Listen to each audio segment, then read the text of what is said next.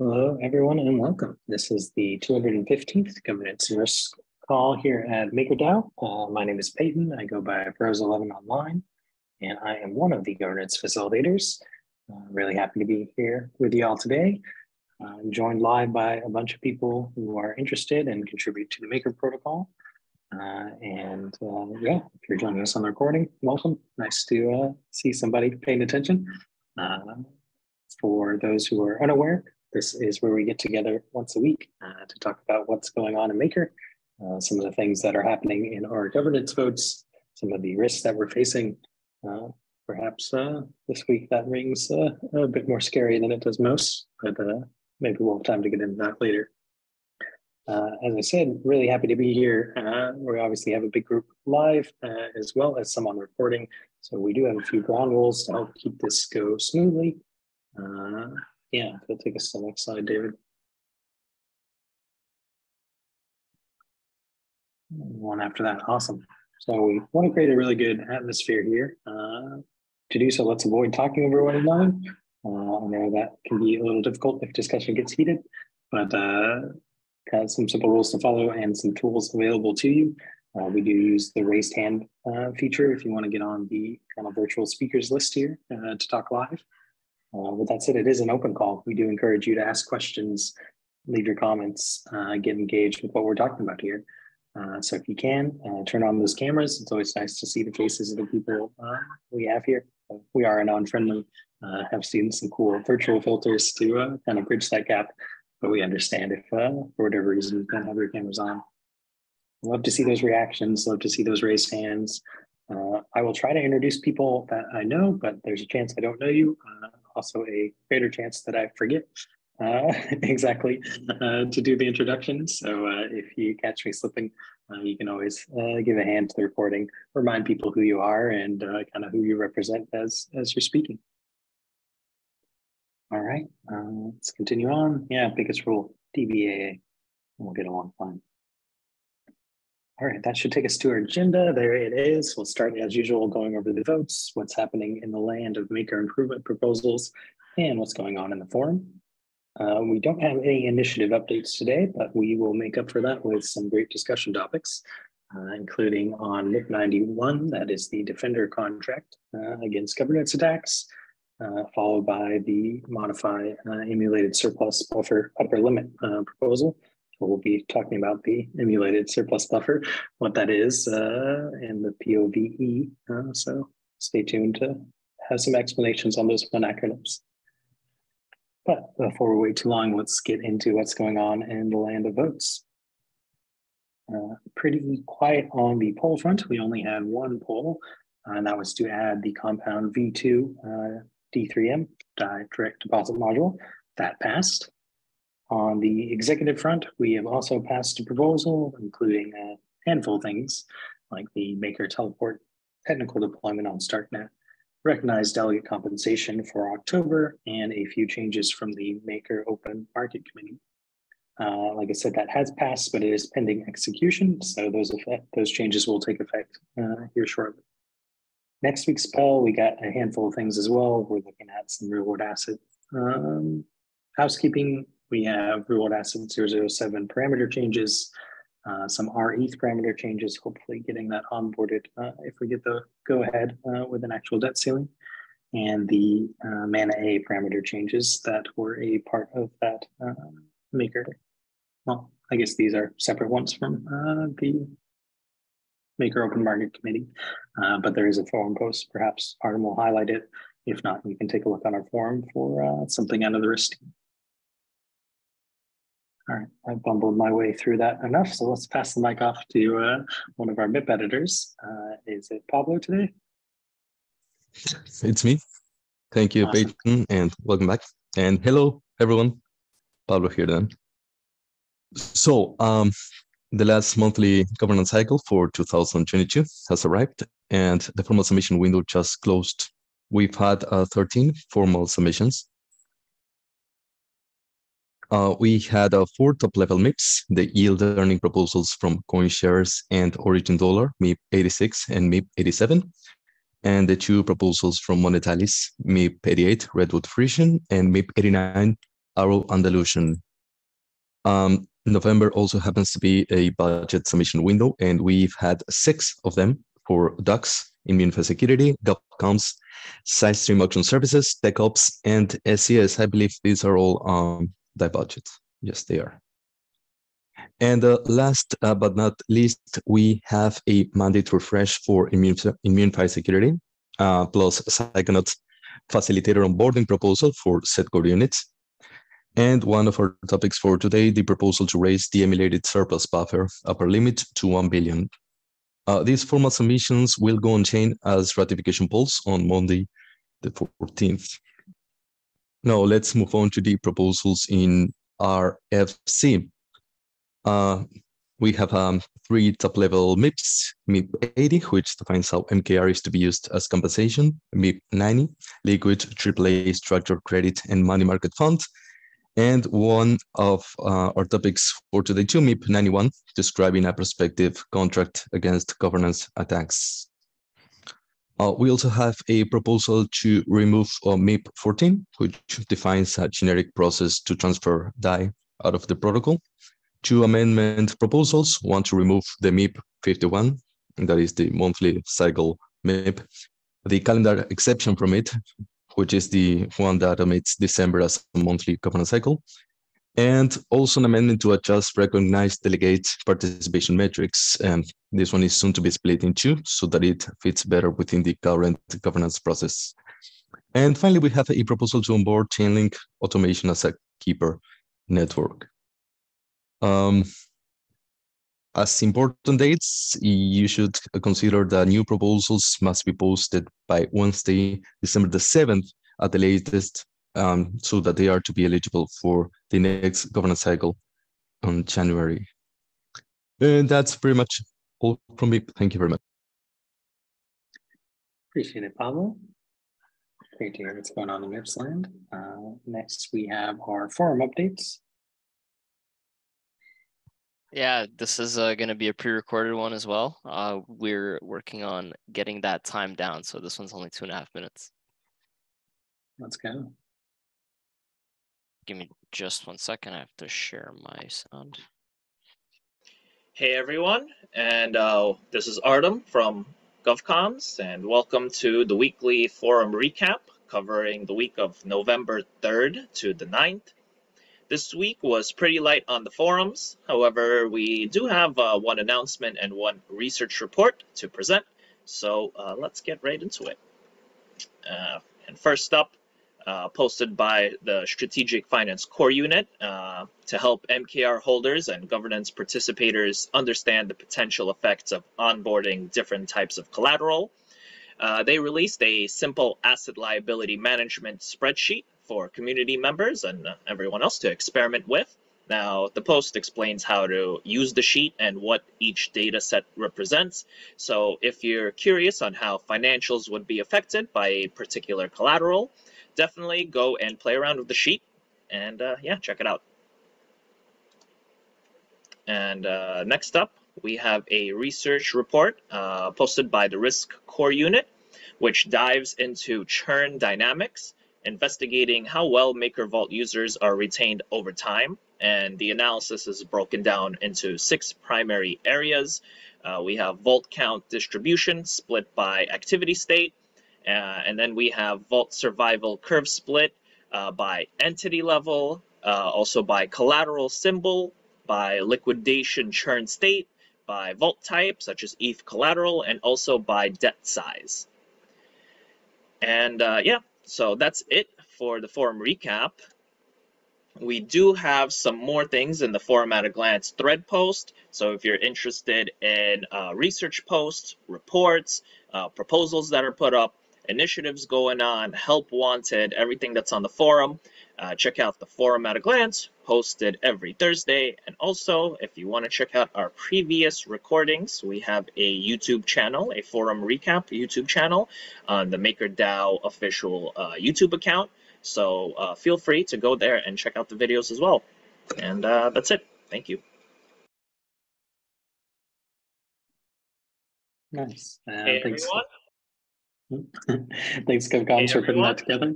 Definitely recommend checking out the forum for the full forum at a glance. You'll get links to all the stuff Arden talked about and even more info. I'll throw the link in chat in just a second. Even better. Cool. With that, that should take us to our discussion segment. Like I said, we got two different discussions lined up for today. If you were here for the pre-call, you might have heard us debating a couple of the finer points of the second one. But I believe we're going to be starting off talking about the Defender MIP that astronaut this wrote. Happy passing it over to you if you're ready to take it away, David.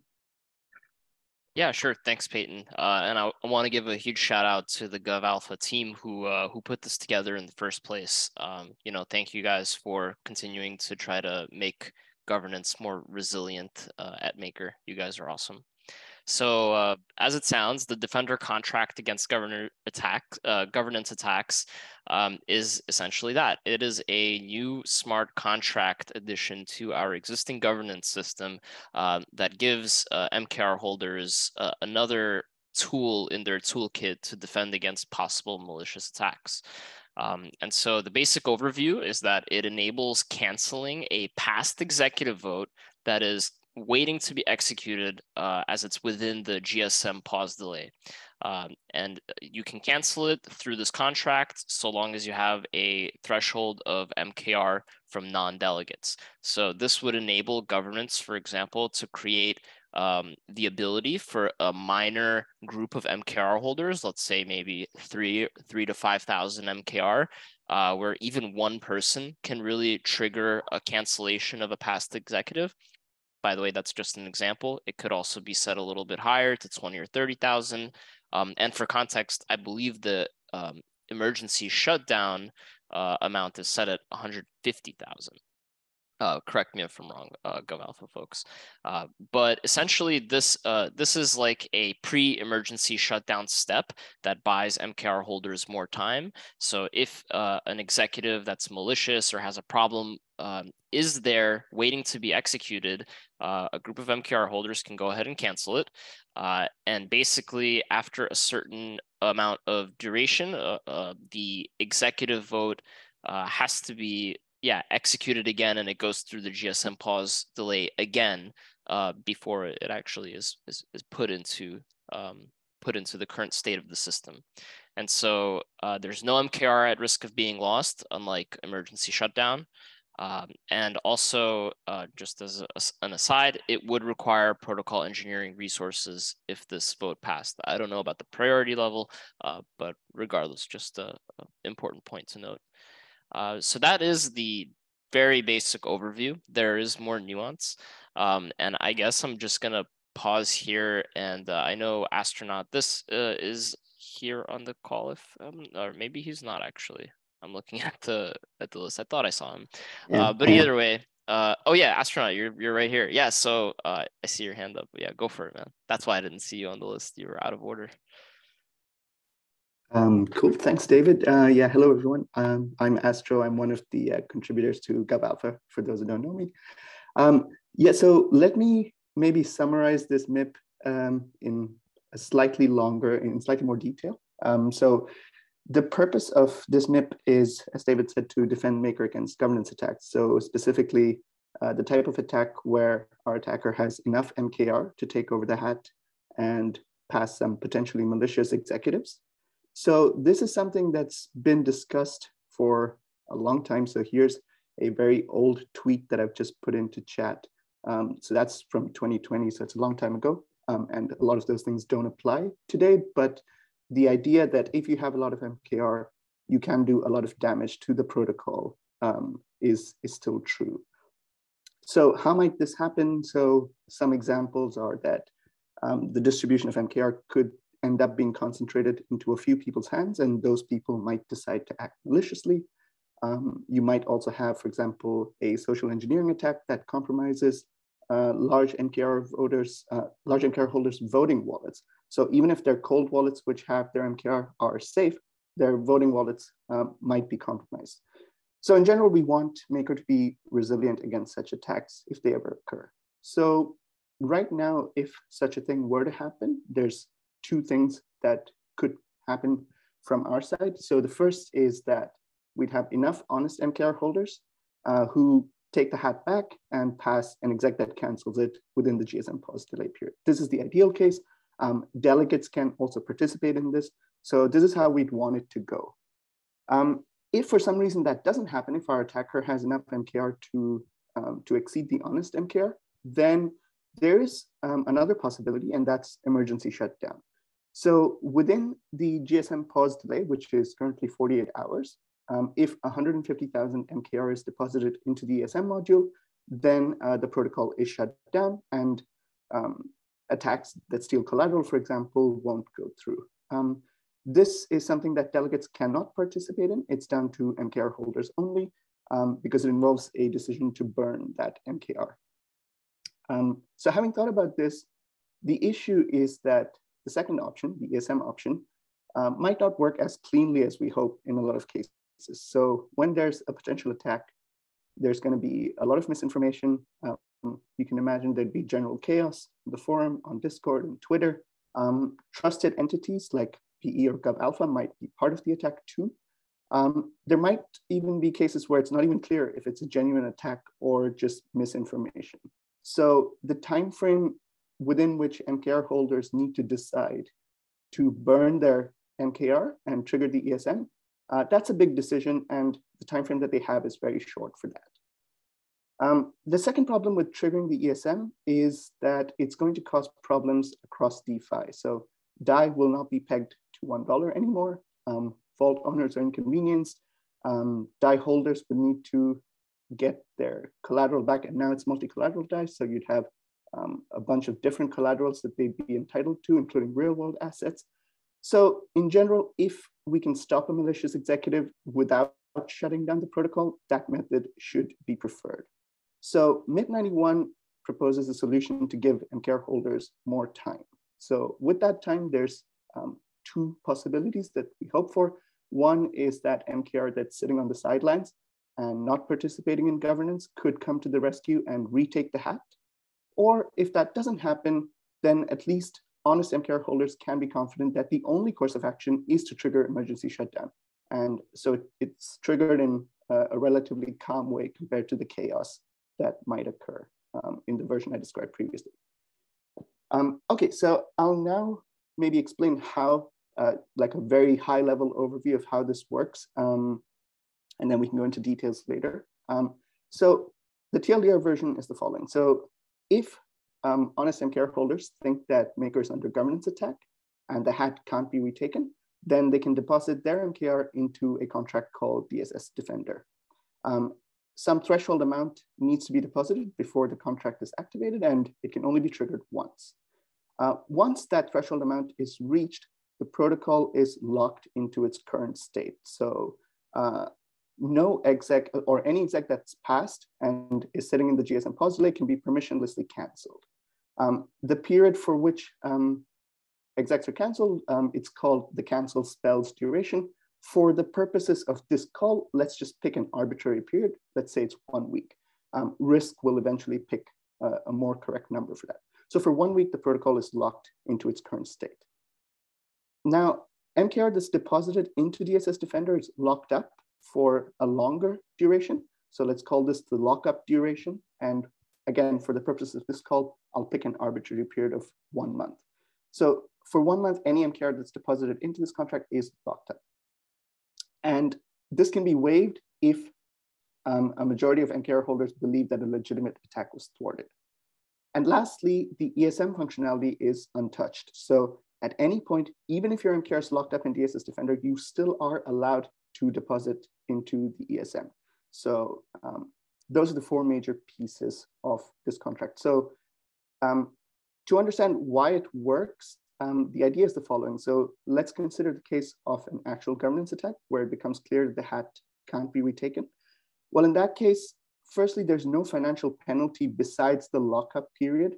And even that can be waived if the majority of MKR holders agree that it was done in good faith. So it makes it easy for MKR holders who aren't sure if the protocol is under attack or if it's just misinformation to deposit their MKR into DSS Defender compared to depositing it into the ESM. if the MKR in the contract exceeds the threshold amount, then MKR holders have more time, basically the 1 week period, to figure out what's going on, to retake the hat, and or possibly, if it's necessary, to trigger the ESM.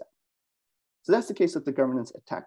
Under more normal circumstances, there should be very little MKR deposited into DSS Defender. So the ability to use this as a stall tactic against just regular governance. So for example, if you disagree with, say, a stability fee hike, and you try to use this to stall that governance action, that's kind of mitigated because of 2 reasons. One is that your MKR is locked up and you can't participate in governance as a result for some period of time afterwards. And the second part is that you could only delay executives, you can't actually cancel them. So that's kind of the high level overview. I think there's more parts to it, but maybe at this point it makes sense for people to ask questions, and me and maybe some of the others can try to answer them. Yeah, that's great. We did have a question that I think more or less got answered in chat, but it would be great to kind of get it on the recording. David was asking why delegates can't make use of the Defender contract, or of the lockup in particular. Yeah, thanks, David. That's a very good question. In fact, I really wanted a version where delegates could use it. And I think in some future version of this contract, that is a possibility. I'll just explain why it can't be used right now. So the thing that doesn't work right now is because of this principle that we have of liquid delegation. So if you delegate to someone and that delegate does something that you don't like, you can move your MKR to another delegate immediately. But in this case, if the delegate chooses to trigger DSS Defender, then your MKR is locked up. So you have this penalty that the MKR holder is paying, even though the delegate is the one that took the action.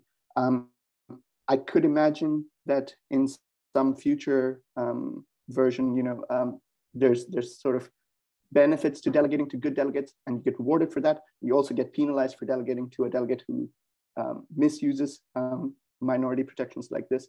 So in that case, it could be used by delegates. But for now, liquid delegation is the thing that prevents it. And yeah, so you asked also why the lockup's required. It's to prevent the minority from installing regular governance. So this is something that you only, it's the same as the ESM in some sense, right? You don't want a minority who disagrees with just a normal governance decision to just be able to use that to stop governance. Cool, I see some more questions in chat. Should I just go for it? Yeah, I'll read it out aloud. So there's a couple of voices here. So Tim Schupner asks, how can you lock your MKR in DSS Defender and put it into emergency shutdown module? So that's a good question, and probably PE has a better answer if you're looking for technical details, Tim. But the idea is that the lockup is in the sense that you can't do anything, you can't move it to any address except the ESM. So that's the only one that it's allowed to move the MKR to.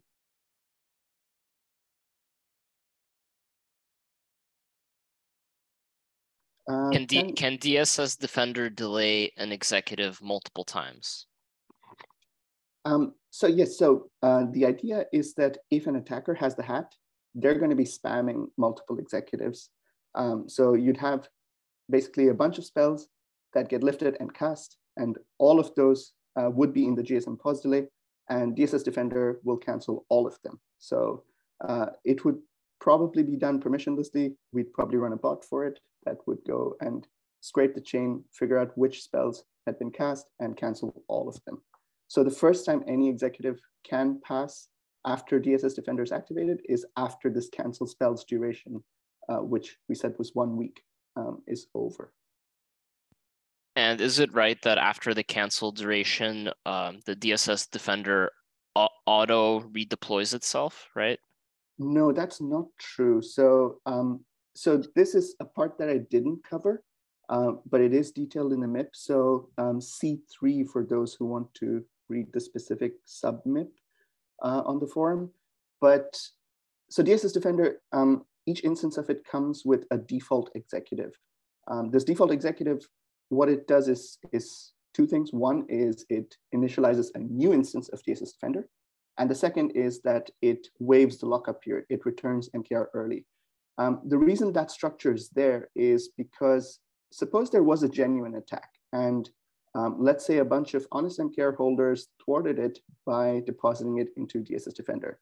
Now we want honest MKR holders who have their MKR in the contract and honest MKR holders who are outside the contract to be able to combine their power and retake the hat.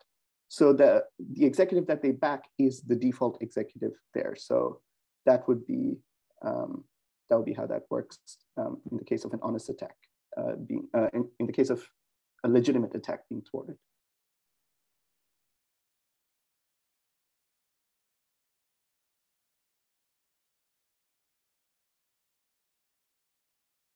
Guess I'm curious if anybody has like cons to doing something like this, because for me, observing this, I think this is kind of like a no-brainer. I think this is an excellent tool for MKR holders to do something a little less drastic and have more time and stuff to organize and coordinate.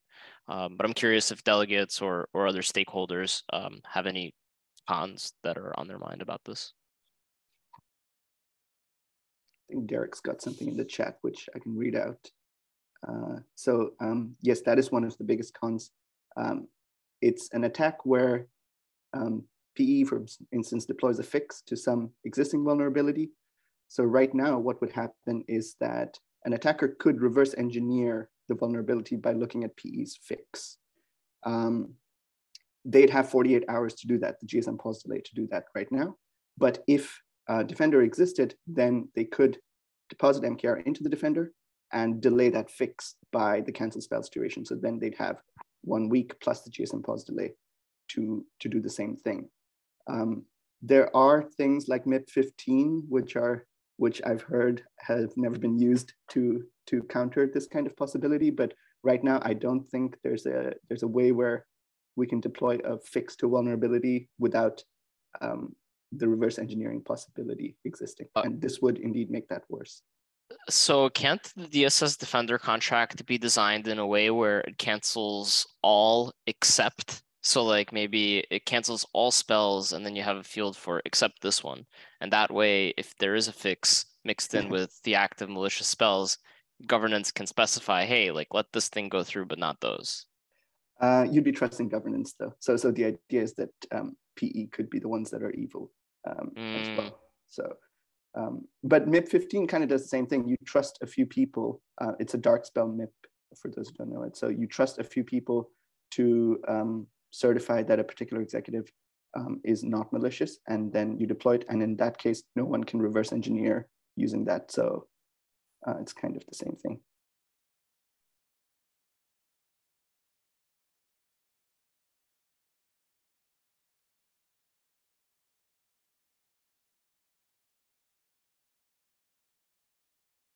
I see. Yeah, Monet. Yeah, I was going to Go say, ahead. Monet has some other trade-offs he'd like to comment on. Yeah, go for it, man. Yeah, just in addition to like any sort of like PE-driven changes for technical vulnerabilities, it also could open Maker up to like some additional like economic risks. So for example, if there was something wrong with the way that auctions were parameterized for an asset, and it was like thinking back to Black Thursday where we were seeing like 0 bids on auctions, which we shouldn't see that anymore because of the way it's set up now. But let's say something went wrong, you know, our losses are somewhat capped by how quickly we can make changes to risk parameters. So, you know, another example is like, we can kind of think of like our maximum exposure growth on an asset based on the debt ceiling instant access module parameters. So like, you know, the exposure that we'd have to like a risky asset could only increase by, for now, by like 2 days worth of those gaps being implemented and like increasing the debt ceiling. And with this Defender thing, theoretically, somebody could, you know, basically cancel the spell that we would use to like restrict new minting. And then they'd have additional time to like keep running up the debt ceiling. So yeah, it could have like a little bit of impact on auctions, and then like some of those debt ceiling parameters and other risk parameters, which I think is probably a fair trade-off. We just need to kind of rethink what our actual like sort of maximum exposures are for that. Yeah, absolutely. Yeah, that is a good point. It's a trade-off between those kinds of risks, the patch risk or economic risks that we have versus this kind of single black swan type of risk. I will also point out that depending on how you set the parameters of this, you can, of course, set the protocol to exactly how it is right now. So you can move these parameters slightly and move the protocol away from its current state. So in that sense, there is a lot of room for tuning those parameters. Also, I saw an earlier question in the chat that maybe got missed from Tim, which asked, how do we avoid the problem of infinite stalling everything? So Tim, I think the response to that is that the lockup duration is longer than the cancel spells duration. So it was 1 month versus 1 week. So suppose someone stalled a governance executive for a week, then it would just pass after a week because the blocking MKR could not participate in a stalling action again. Yeah, you need 4x the amount, correct. So in that sense, that's why the 1 week and 1 month is like arbitrary, but in general, you choose that lockup period to be long enough so that you don't have exactly this kind of issue happening. So I think the earlier example of like 3K MKR was way too low. So I would imagine this would be a lot higher, closer to at least an order of magnitude similar to the ESM threshold kind of amount.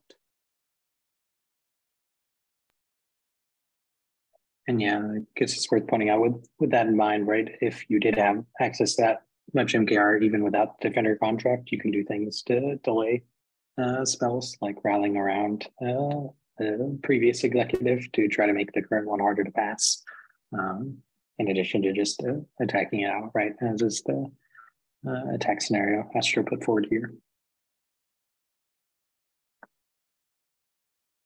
I did see one question from Derek about how this fits in with in-game priorities.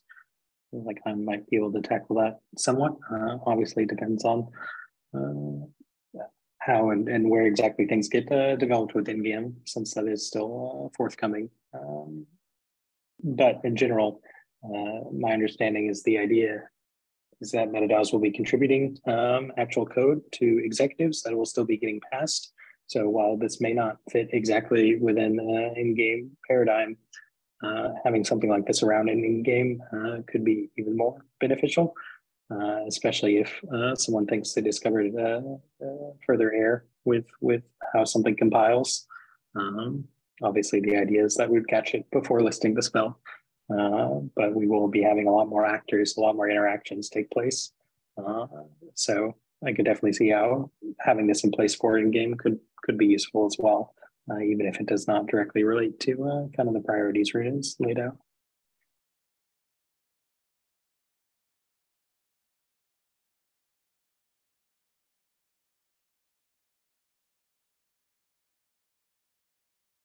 Yeah, go for it, Tim.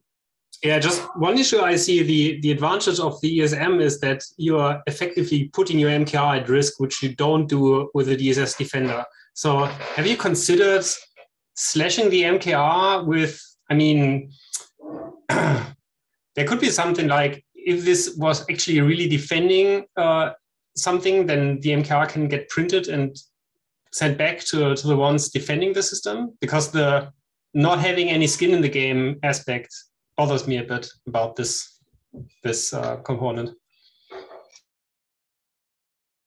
Yeah, that's a good point. Actually, one of the earlier versions that Peyton suggested had a die penalty to use this.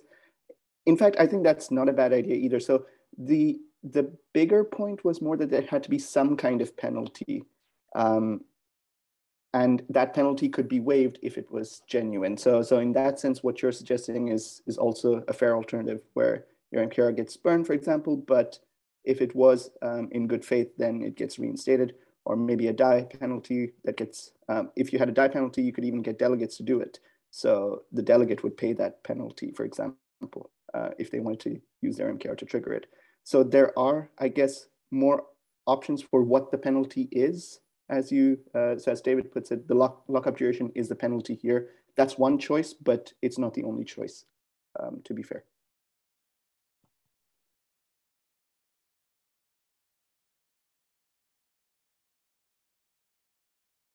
Awesome. And I think I did see one more question from Du, another one of the recognized delegates from StableNode, asking basically how likely is such an attack in the first place? Have we really seen attacks like this? In terms of serious attacks, the answer is no. Right? You point out the flash loan incident, but that's somewhat unrelated, as that was a different vulnerability that got patched. But I think kind of the argument for this coming from Astro is that, well, if we were ever to be voted in this scenario, our only option is the nuclear one, is emergency shutdown, which would ripple throughout the entire industry. So this would be a way to kind of address a known, I don't know, vulnerability may be a strong word, but a known attack vector at the very least within the governance system in a way that is hopefully less harmful to the ecosystem.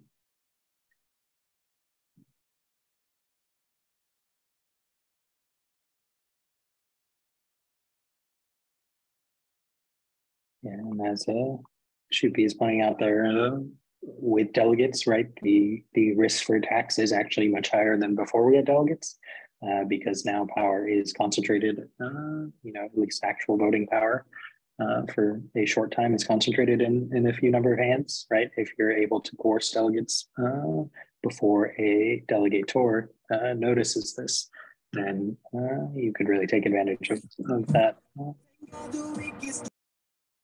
I see a hand from my fellow governance facilitator, Patrick. You want to take it away? Yeah, I was just wanting to point out that as well, if we have a malicious spell that passes, we then have 48 hours, and in that time, you're probably initially going to start, war rooming and saying, all right, can we write a new exec that cancels this? How bad is it? And then there'd be a period of seeing whether or not we can get enough MKR together by contacting delegates, contacting known large holders, VCs, et cetera, et cetera. And that might take, 24 hours before you decide, actually, we're not going to be able to do this and we need to shut down. So actually, you don't even necessarily have 48 hours to organize an emergency shutdown. You might have 24 hours or 18 hours.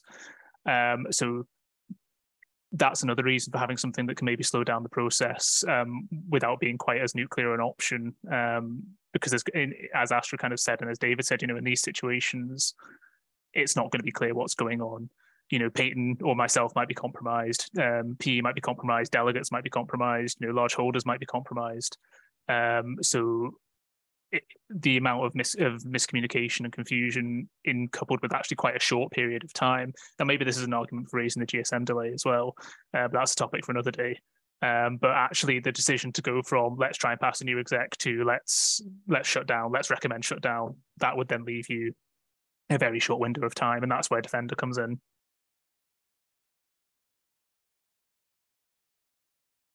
Yeah, great points. Thanks for adding, Patrick.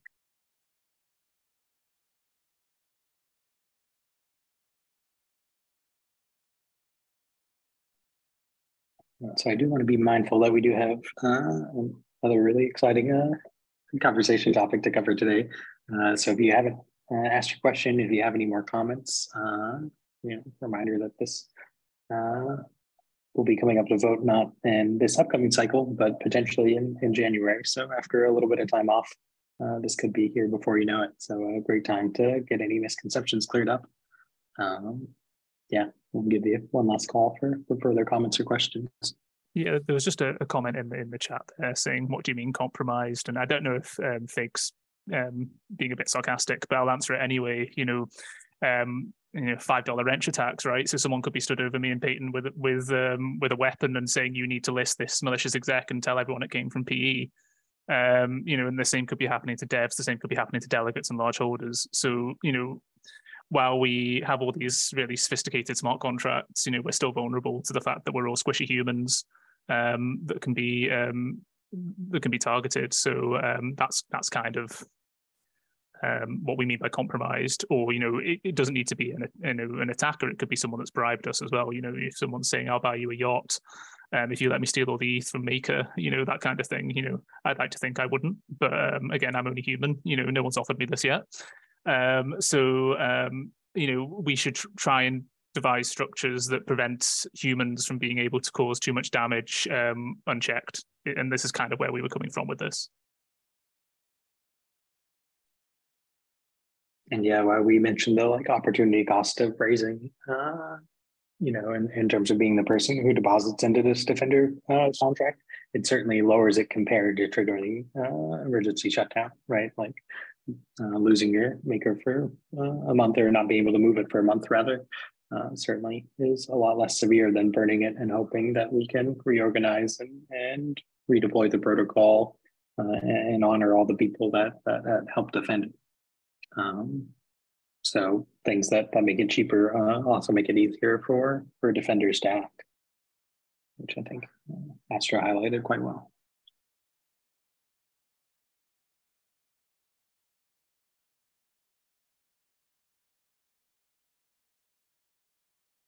Thank you guys for participating. This MIP is relatively new, and it's going to be up for the request for comment phase for a while. So definitely, contribute. And I want to thank you guys on behalf of Astronaut This and GovAlpha for the feedback on this call. I think it was really interesting. Yeah, and I just wanted to shout out Astro too. Obviously we helped contribute to this, but this was entirely him as author. This came from his own observation that hey, emergency shutdown is really severe. I wonder if we could do something about that. And by going to PE office hours, coming and talk to Patrick and I, he really crafted a pretty cool MIP that we're glad that he gets to get some feedback on here. So yeah, really nice work, Astro, and encourage others to do the same. If there's something you see that you think we could probably do better, take a stab at it. There's a lot of people willing to help. Yeah, cool. So with that, pros, I think we're clear to move on to the next discussion topic. Sounds good to me. Let's do it. All right. So I'll be introducing the other topic as well. So this is a sub-proposal to modify the emulated surplus buffer upper limit. And if you're looking at the screen in utter confusion, then I know you did not read the endgame pre-launch MIPS. Because this is part of the protocol-owned vault emulation. That was part of the pre-launch MIPS. And so what is the protocol-owned vault emulation, you might ask? Well, first of all, it's not launched yet, so don't worry. But basically, it is a model that enables the protocol to purchase or sell staked ETH and other collaterals that are defined, but at the moment it's just staked ETH with DAI from the surplus buffer. But additionally, it enables us to create a leveraged position. So it also uses the surplus buffer as sort of collateral to mint DAI alongside of it. So I created a little diagram on the next slide. I'll show you guys what I mean. And also, apologies in advance for my very sort of crude explanation of what this is. I'm still trying to wrap my head around it. So yeah, 20 million DAI purchase of collateral was implied for the launch. Each month, any DAI accumulated in the surplus buffer above the upper limit is transferred to the pause proxy to basically buy staked ETH. So, enough words. Let me kind of show you guys a visual. So on the left, you can imagine that this vertical rectangle is our surplus buffer. And so essentially there's a lower limit, which is the debt ceiling of the protocol owned vault. And then there's an upper limit, which is fairly I don't want to say an arbitrary number. I'm not going to describe it as anything because I don't think I understand it fully. But basically, anything beyond the upper limit is considered excess DAI, and it's used for purchasing more collateral. And so kind of what happens at the launch is, so the POV would have for example, debt ceiling of 16 million, well, okay, let me actually pause and kind of step back. So as implied in the MIP, there is a starting collateral purchase of 20 million DAI. And since the collateralization ratio is targeted to be 225%, what you have to do to get the debt ceiling and also the lower limit is to take that 20 million DAI and basically multiply it, or sorry, divide it by 1.25. And you get a $16 million figure. So this is the lower limit, which is also the debt ceiling, as the MIP explains. And so what happens is at launch, 16 million DAI in parallel is minted from out of thin air, and it is used to buy st-ETH. But additionally, that excess DAI that is above the upper limit specified in the MIP is also used to buy st-ETH. So essentially 20 million is used from the excess DAI, and then 16 million is fresh DAI that is the leveraged part of the protocol owned vault. And so the proposal that Joshua, aka Psychonaut, put up requests that the parameter for the upper limit be $1 billion, basically saying we don't want to purchase any st-ETH with excess DAI. We don't have excess DAI. We want the surplus buffer to be accumulating more DAI because it's too small. That's essentially Joshua's view. And Joshua is on the call, so feel free to jump on and correct me if I'm wrong there. But essentially, it is a proposal to say, hey, let's start this off with a much higher upper limit. Additionally, it's important to note that the risk core unit has been empowered to really set these parameters as they see fit. And since the POV isn't launched yet, the risk core unit is going to be doing basically an assessment and a recommendation of parameters before the actual launch. So the numbers that you see in the POV pre-launch MIP, they are not sort of like the authoritative parameters that this is going to be launched with. And so I'm going to kind of give it a pause here, catch up on the chat, and actually maybe let Psychonaut or Joshua come in and add any color that I might have missed. Yeah, David, thanks. That was a really good summary. Yeah, the idea here is to change the defaults from the current proposal to a proposal that doesn't envision immediately taking on huge amount of leverage. This is kind of like all this leverage is kind of like a recipe for making insolvency much more likely in the case of a market downturn. And the size of the surplus buffer already limits our ability to invest. If you look at the asset liability management posts that Strategic Finance has been putting out, it would be good to raise the DAI savings rate above 0 to grow the demand to hold DAI. And if we're investing all of our excess DAI into buying staked ETH, then I'm not sure how that's going to happen. And it would also be nice to return some money back to maker holders through flap options. So that this, like David said, the POV is not activated yet, and the risk core unit will, probably come up with a recommendation on the launch parameters. But the idea of this MIP is to give a chance for maker holders to kind of weigh in on what the default should be. So kind of guide risk's proposal, so that, if the way it's currently presented, kind of we're leaning into this very high risk kind of leveraged approach. And I think if we vote to approve this amendment, then kind of and set the default upper limit very high, so that we're kind of leaning away from a highly leveraged position, then I think risk will be informed to launch with more conservative parameters. That's kind of the idea.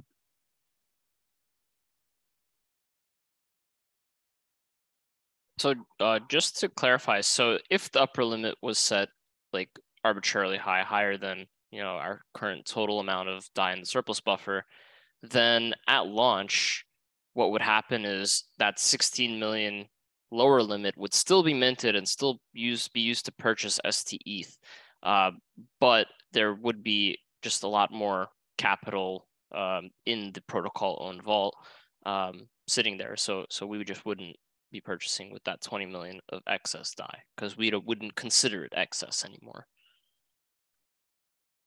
That 16 million would still be minted. Yeah. So there would still effectively be some leverage. Well, it wouldn't be leveraged like we're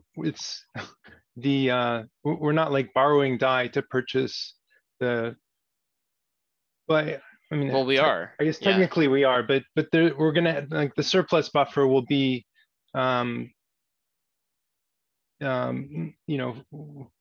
will still be fairly large in comparison to our staked ETH position. Yeah, like in this diagram here, like we're putting $36 million of collateral purchases up against the upper limit of what would be left of 34 million. So we would effectively be over leveraged, or at least we wouldn't be able to be covered by our upper limit. I think you might have the limits wrong, David. Because I'm listening. Because my understanding, again, I could also be wrong. That's always a possibility. But my understanding of it is basically the upper limit is what defines, okay, any dye left in the surplus buffer above this amount is going to be taken and used for this levering vault feature. The lower limit, however, is kind of the opposite of that. It's all right. How far down of the surplus buffer could risk recommend we go without changing the MIP? Because like it's in the vault, it's in the MIP. Essentially, you can have a negative lower limit, and that's because due to the leverage, you can't actually use more. Basically, you can't actually have a negative surplus buffer, and that's because you have this equity that's trapped in the POVE. Yeah. I know Rema, you're on the call. If you have any comments on that, I would love to hear them. But basically, like what I got from the MIP was that the lower limit is the POVE debt ceiling.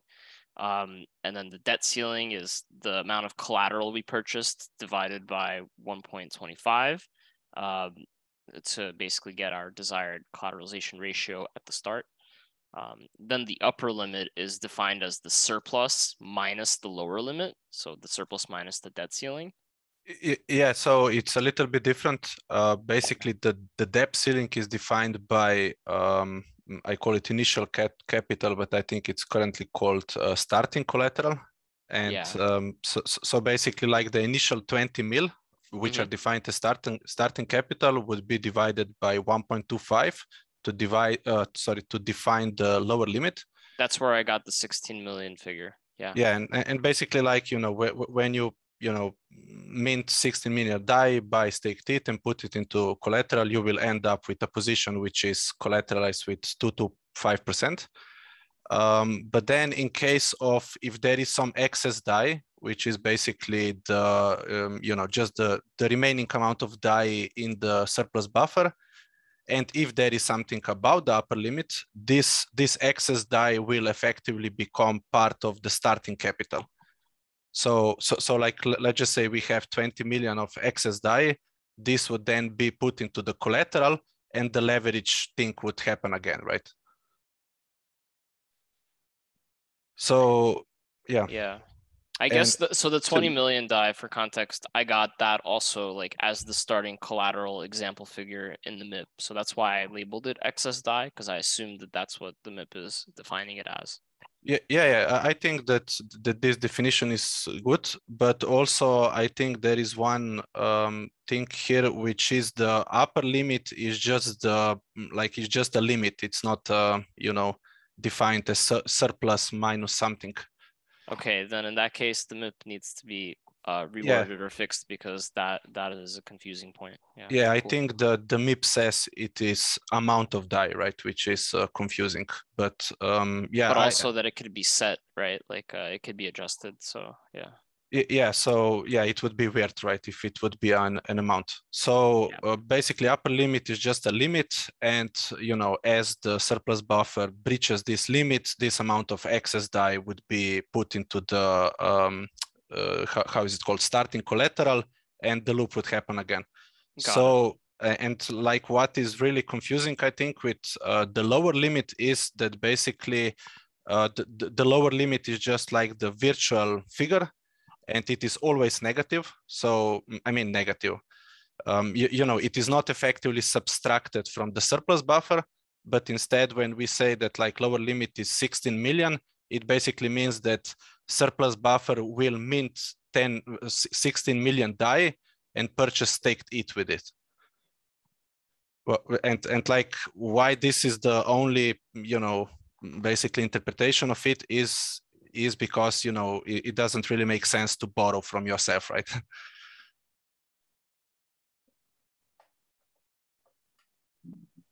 Yeah, maybe to add in there a little bit, like, again, we're kind of just going over the MIP itself, so maybe we can transition more to like talking about Josh's reasons for proposing this. But behind the actual borrowing, right, the idea is that there will still be equity, like we're borrowing against a position that we hold. So the difference between those is equity, and the lower limit represents basically the amount that risk score unit wouldn't be allowed to recommend we lever up more than without getting the MIP change. And likewise, the upper limit basically says by default, unless we put in a MIP that says otherwise, we must lever up at least that much. So to transition to what Josh is changing by proposing to make the upper limit really huge, it says by default, we don't have to lever up on this at all. It would only be at the risk score unit's direct recommendation that we do so. Is that a fair summary of how you think? Yeah, I would just like to add that the lower limit is defined by the collateral ratio itself, right? So yeah, and because there is a sub proposal to change the collateral ratio, the lower limit can also be changed, right, by the sub proposal of collateral ratio. Great point. I guess the starting collateral, like if the upper limit was set really, really high to the point where we don't have excess die, we're getting to that point, does that mean that we would have zero starting collateral? No, because starting collateral is defined as like, its own parameter. Got it. Okay. So even if the surplus limit was like 100 mil and the starting collateral was set to be 20 mil, we would take 20 mil from the surplus buffer, and that would be where we begin our POV adventure. Yeah. Got it. And then once that happened, right, if the upper limit doesn't get changed, the initial MIP suggested it's at 40 million die. So if we accrue more than that in our surplus buffer, we would kind of be automatically expecting to lever it back in. Whereas if you raise the upper limit, then that re-up levering would only happen at the kind of direct wishes of the risk score unit, who's been mandated with overseeing this and giving monthly reports on it. Yeah. All right, I think maybe like we could pause here and see if anybody has questions about the POV itself. Or the alternative is we can go to like the root of the proposal, which is kind of this view that we should be growing our surplus buffer in die terms. It's really up to the crowd. So if anybody has questions, yeah, feel free to raise a hand, put them up in chat, and I'll happily read them out for you if you're shy. But otherwise, yeah, like I am very curious about the more die surplus buffer versus less die surplus buffer views. Yeah, I hear you, 𝘳𝘧𝘪𝘴. 𝘳𝘧𝘪𝘴 says most of the audience doesn't understand it enough to ask questions. Yeah, and I think over the coming like weeks, maybe month or two, there's going to be more and more resources that kind of very carefully explain what the POV is, how it works. So yeah, I'm looking forward to that. And this is certainly a stepping stone in that direction. I think I can ask a question kind of within our understanding, right? So Josh, as the proposal author, why do you feel more comfortable with DAI enumerated surplus buffer as opposed to a leveraged ETH position for backing DAI?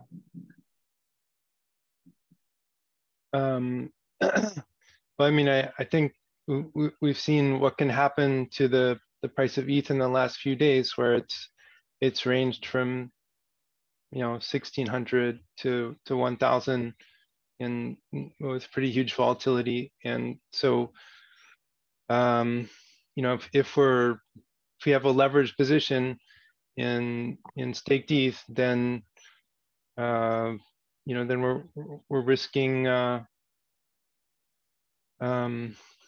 what's it called? Insolvency, perhaps. Yeah, we're risking the protocol becoming insolvent. So, I mean, the surplus buffer. Part of the reason we have a surplus buffer is to be able to sustain losses in the event of some of our collateral goes bad and not become insolvent. So if we have a surplus buffer in DAI, then then we know that that buffer against losses is going to be there for us when we need it. If it's staked ETH, then we don't really know. Like it's going to be, the value of that buffer is going to be changing all the time.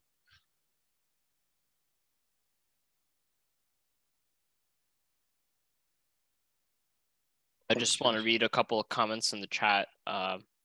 Paper Imperium, who represents GFX Labs, said he'd really like to see an effort to define and then separate out DAI held as loss reserves.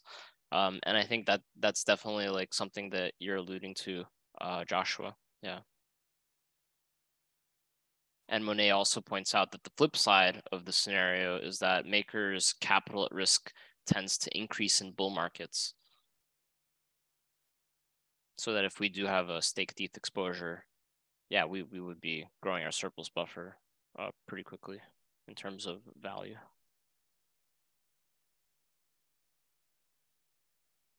I mean, also it's fair. Even goes.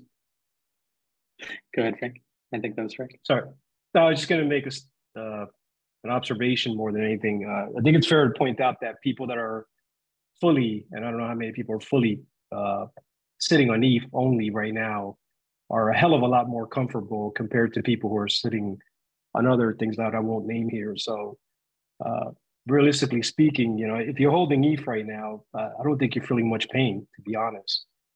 Even though Bitcoin has actually performed a little better, it doesn't seem that way, right? Because it's gone from like 20 something to 15 yesterday. But percentage-wise, I think ETH has had more of a drop, but it hasn't really affected the ecosystem. So, there's that. And, I think also this helps build a lot of the DAI backing into decentralized collateral. It kind of gets away from the addiction of being backed by USDC and other things like that. So yeah, it's going to be super interesting to see this develop. And, we still haven't even gotten into the technical part of it, but I guess we won't discuss that here. Yeah, I guess like something that I've been hearing in the general discourse in the community is that there are a lot of single points of failure from a risk capital perspective, because the amount of DAI in our surplus buffer is only like between $70 and $80 million. Any hit above that would essentially, cause MKR to be diluted and for the protocol to go through a crisis where it has to raise capital to cover bad debt. And so, moving ahead with POV as it is, decreases our loss reserves and basically increases even more the points of failure, the single points of failure. Like somebody had mentioned, like right now it's like USDC, Gemini, and like somebody else that can basically completely destroy the Maker protocol. Well, you know, the lower the loss reserves, like it becomes others as well, right? It becomes other vault types as well. So yeah, I think that that's a really important point that that should be highlighted for this conversation.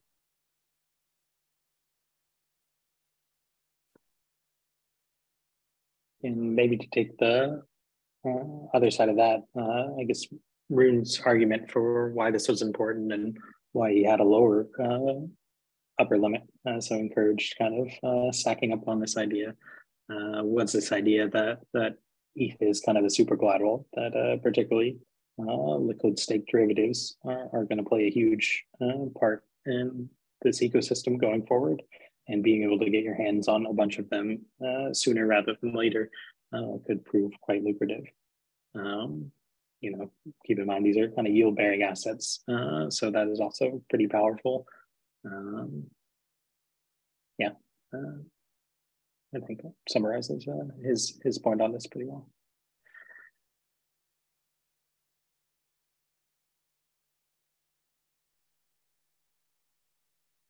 I mean, just to respond to that, I think staked ETH is a great asset, but you know, it's one thing to invest in that asset without leverage, and another thing to invest in it with leverage. And if you're trying to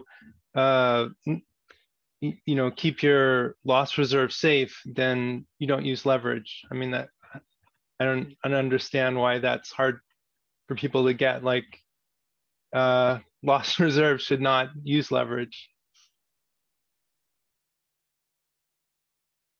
Yeah, but the surplus buffer is not what saves DAI token owners and MKR token owners. Is the flop auctions, right?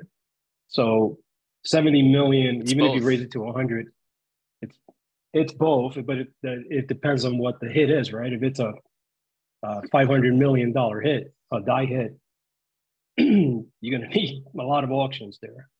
So you got to weight yourself which risk you want to take and how safely you want to take it. And you know, this seems to me that it's the lower mint, the upper mint, and with risk being involved and kind of analyzing it, you know, it's worth giving it a try. I mean, I don't think this thing is going to scale to, you know, 5 billion in the next 12 months, maybe 24 months. I mean, I'm hopeful, but we're going to be in a deep crypto winter. So yeah, I mean, there's a lot here that still needs to be figured out.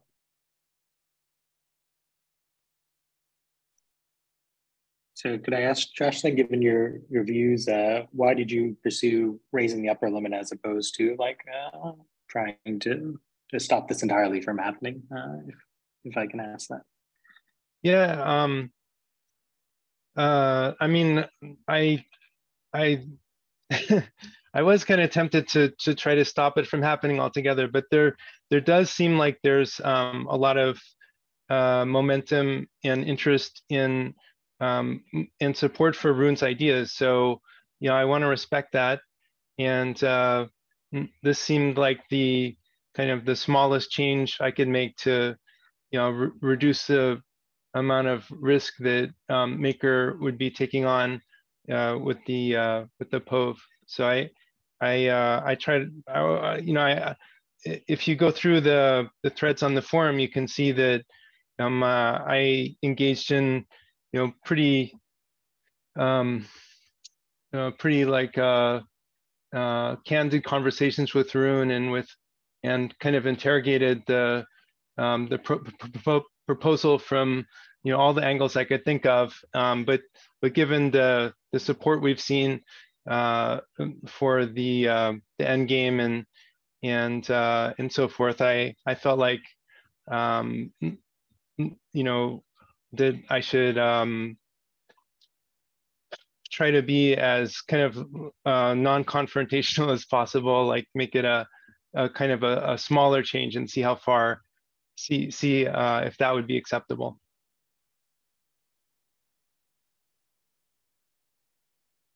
And we'll say without like supporting or opposing this amendment, that is like a really cool aspect of governance, right? It's like we're trying to find compromise. We're trying to say, okay, well, if my full belief can't be supported by the community, maybe some step in the direction that I believe in can. So that's really neat. And thanks for showcasing why you did that, Josh.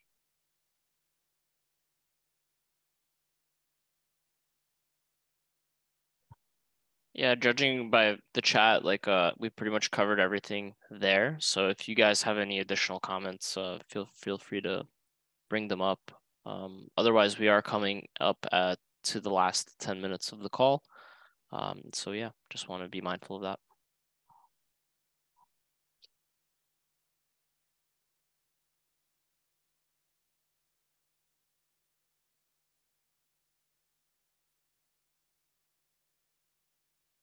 I guess one important thing to point out is like this vault engine is still being developed, right? So there might be some technical aspects that force our understanding to change slightly.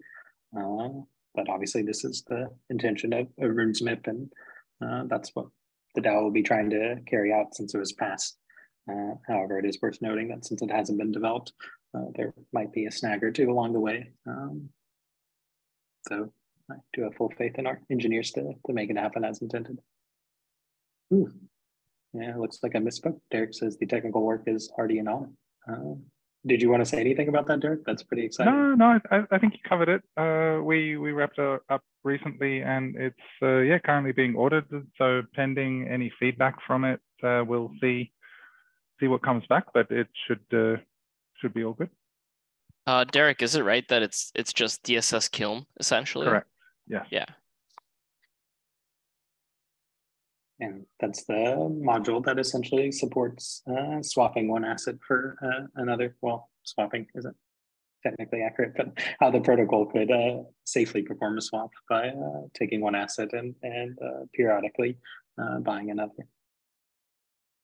Yeah, like this emulates a vault in that it uses a portion of the surplus buffer as collateral. Really, I guess the whole surplus buffer. It would use the portion of the surplus buffer to, again, perform that swap for the new collateral. And then the emulation comes in that we borrow against it without us actually necessarily creating our own vault because it's just on our books, so to speak. So the collateral on our books is lower limit plus upper limit, right?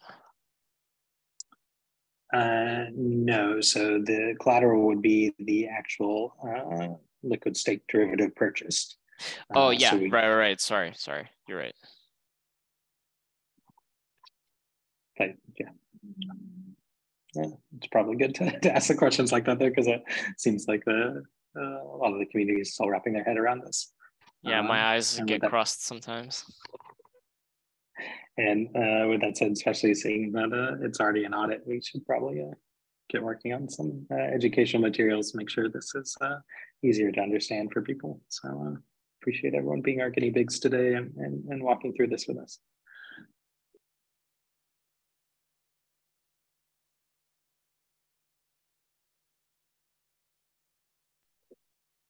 Cool. Yeah. We are a couple minutes before our usual end here, but looks like we have covered a lot of ground and a lot of it being quite technical. So thanks for those of you that stood with us on this ride.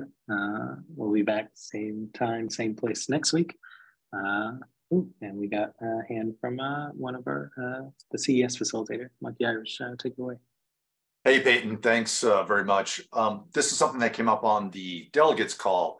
So I just want to do a quick update here as it relates to MIP 81, which is the Coinbase institutional rewards one. So just a quick summary. So we're trying to continue to evaluate the timing and the overhead of there are two solutions. There's the one that's listed in the MIP and there's the one with the smart contract. So the smart contract approach continues to lead with a shorter overall implementation time and provides a reduction of risk in managing the USDC. So we're continuing that approach. And PE has reviewed and provided feedback to the smart contract. All indications are, again, that the smart contract approach is faster than finding a new arranger which is the traditional custodial approach. With the smart contract approach, no monies are transferred into the real world. So that allows us to use an existing arranger like Monetalis and to formalize the arrangement with Coinbase. So also feedback from strategic finance is that it's likely this could be put in place by December 7th. So, we're working as hard as we can to complete this year. So I just wanted to keep everyone up to date. And if you have any questions, you can ask them here or reach out on our Discord channel or in the MakerDAO official server. Thank you.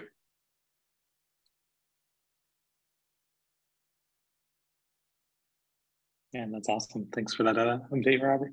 Sounds like he's been quite busy, so that's really great to hear that all these things are coming together. And likewise with CES, obviously. Just noting Derek's comment in the chat.